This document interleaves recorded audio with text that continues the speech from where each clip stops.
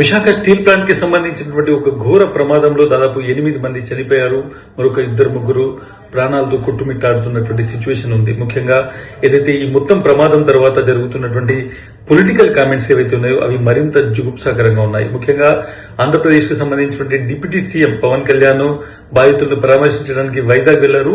సంఘటన జరిగిన తర్వాత దాదాపు 16 గంటల తర్వాత ఆయన విశాఖపట్నం చేరుకోవడం జరిగింది. ప్రమాదం జరిగిన తర్వాత వెంటనే కేంద్ర మంత్రి కుమారస్వామి ఢిల్లీ నుంచి వైజాగ్ వచ్చి బాధితుల్ని పరామర్శించడం, స్టీల్ ప్లాంట్ లో జరిగినటువంటి ప్రమాదాన్ని ఆయన మొత్తం చూసిన తర్వాత ఇక్కడ రాష్ట్రంలో ఉన్నటువంటి 2 మంత్రులు, ఒకరు డిప్యూటీ సీఎం, మరొకరు మంత్రి నారా లోకేష్, వీళ్ళిద్దరూ దాదాపు 16 గంటల తర్వాత సంఘటన జరిగినటువంటి ప్రాంతానికి వెళ్లారు. అక్కడ పవన్ కళ్యాణ్ మాట్లాడినటువంటి కొన్ని విషయాలు మనం చూస్తే, ముఖ్యంగా పవన్ కళ్యాణ్ చేసినటువంటి ఆరోపణ, పొలిటికల్ కామెంట్ ఏంటి అనంటే, వైఎస్ఆర్సీపీ స్టీల్ ప్లాంట్ ను అమ్మేందుకు ప్రయత్నిస్తే నేను అడ్డుకున్నాను అనేటువంటి ఒక కామెంట్ చేశారు. విశాఖ స్టీల్ ప్లాంట్ ఉందో అది కేంద్రానికి సంబంధించినటువంటి సంస్థ, దాన్ని రాష్ట్రానికి సంబంధించినటువంటి ప్రభుత్వము, రాష్ట్రానికి సంబంధించిన ఒక పార్టీ ఏ విధంగా అమ్ముతుంది అనేటువంటిది మనం ఇక్కడ చూడాల్సి ఉంటుంది. అట్ ద సేమ్ టైం ఈ ప్రాసెస్ అనేటువంటిది వైఎస్ జగన్మోహన్ రెడ్డి ముఖ్యమంత్రి కాకముందు స్టార్ట్ అయినటువంటి ప్రాసెస్. మనం ఆన్ రికార్డ్ చూడొచ్చు. కుమారస్వామి కేంద్ర మంత్రిగా ఉన్నటువంటి కుమారస్వామి జగన్మోహన్ రెడ్డి చేసినటువంటి ఎఫర్ట్స్ వల్ల ఈ ప్రాసెస్ కొంతవరకు ఆగింది అనేటువంటి ఒక ఆన్ రికార్డ్ కామెంట్ కూడా ఉంది.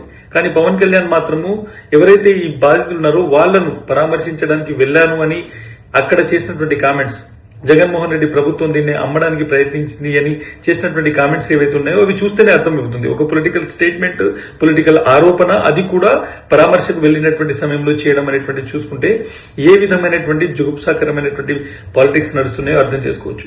ఇక మరొక మంత్రి నారా లోకేష్ ఎవరైతే ఉన్నారో ఆయన అక్కడికి వెళ్లి కార్మిక సంఘ నాయకులతో అడిగినటువంటి క్వశ్చన్స్, మీ కుటుంబంలో ఎవరు చనిపోలేదు కదా, మీరు ఎందుకు వచ్చారు ఇక్కడికి, రాజకీయాలు చేయడానికి వచ్చారా అనేటువంటిది క్వశ్చన్ చేయడం.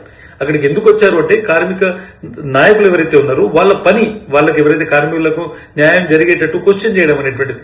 వాళ్ళనే మీరెందుకు వచ్చారు అని అడుగుతున్నారు అనంటే ఏ విధమైనటువంటి పాలిటిక్స్ జరుగుతున్నాయనేటువంటిది.